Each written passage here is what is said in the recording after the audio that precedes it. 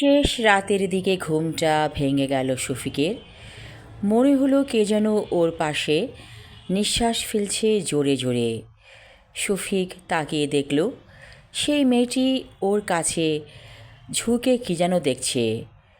শফিক বলল, এত রাতে তুমি কেমন করে আমার রুমে প্রবেশ করলে? মেয়েটি হাসছে, মনে হচ্ছে অপার্থিব সে হাসি। বলল, আমি তোমার আগেই তোমার রুমে এসে খাটের নিচে লুকিয়েছিলাম, তারপর এখন বের হয়েছি। শফিক বলল, আমি কি যাবার সময় রুম তালা দিয়ে যাইনি? মেয়েটি বলল, না, তালা দিয়ে যাওনি। শফিক উঠে বসল, বলল, আচ্ছা বলো তো, তোমার সমস্যাটা কি? আর তোমার নামটা তো আমার জানা হলো না। আমি শুনেছি এসব মেয়েরা বিভিন্ন নাম ইউজ করে থাকে।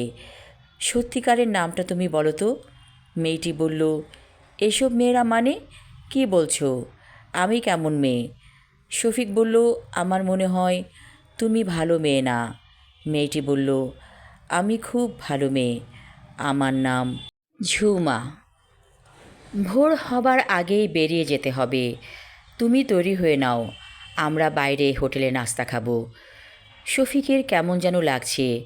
মেয়েটি ওর কাছে একটা ছোট্ট পাথর দিল, বলল, এই পাথরটা সঙ্গে রাখো, বহু কষ্টে জোগাড় করেছি। শফিক বলল, এটা কি পাথর? মেয়েটি বলল, এটা পরশ পাথর। এই পাথরটা সাথে রাখলে কোনো বিপদ তোমাকে স্পর্শ করতে পারবে না। শফিকের কেমন যেন লাগছে, মনে হচ্ছে ও একটা ঘোরের মধ্যে আছে।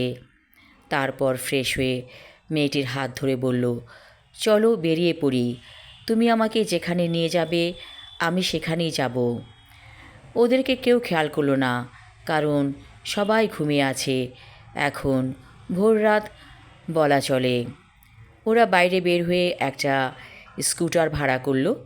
সেই স্কুটার ওদেরকে নিয়ে চলছে দূর বহু দূরে। মেয়েটি বলল, আমরা আজকে সদরঘাটে যে কোনো একটা লঞ্চে উঠে পড়ব, তারপর লঞ্চ থেকে দৃশ্য দেখব, পাখিদের ওড়াউড়ি দেখব, তারপর লঞ্চ যেখানে ভিড়বে সেইখানে নেমে পড়ব, সারাদিন সেখানে থাকব, তারপর ফিরে আসব। শফিক বলল, আইডিয়াটা মন্দ না, আমার জীবনটা অনেকটা কষ্টের, তোমার সাথে থেকে ভালো লাগছে, মনে হচ্ছে আমি যেন নতুন জীবন ফিরে পেয়েছি। মেয়েটি বলল, আমার সঙ্গ সত্যিই অসাধারণ, তুমি আমার সাথে থাকলে বুঝবে আমি কেমন মেয়ে। আমি আমার লেখা ছোট গল্প পরশ পাথর পর্ব 4 পড়লাম। পরবর্তী অংশ থাকবে আগামী পর্বে। ধন্যবাদ।